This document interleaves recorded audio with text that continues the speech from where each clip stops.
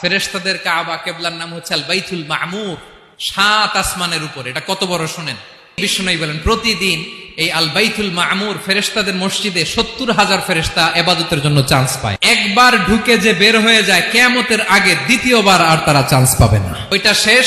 এরপরে সিদরাতুল মুনতাহা, সীমান্ত বৃক্ষ, এটা আরো বড়, একটা বিশাল বড় বরই গাছ আল্লাহ বানাইছে। ওয়া ইলাইহি ইয়ানতাহি ইলমুল মালাইকা, ফেরেশতাদের জ্ঞান সীমানা ওইখানেই শেষ।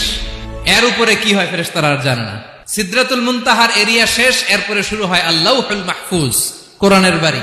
এটা মিন দুররাতিন বাইদা, সাদা ঝকঝকে ডায়মন্ড দিয়ে আল্লাহ বানাইছে। আমাদের সবার তাকদীর, ভাগ্যলিপি ওইখানে লেখা, কি হবে না হবে, কোরআনের বাড়ি ওইটা।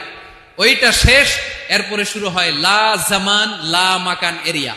ওইখানে কোনো জামান নাই, মাকান নাই, no time no space area শুরু। ওইখানে কুরসি, যেখানে আল্লাহ পা রাখেন বা কুদরতি পা রাখেন।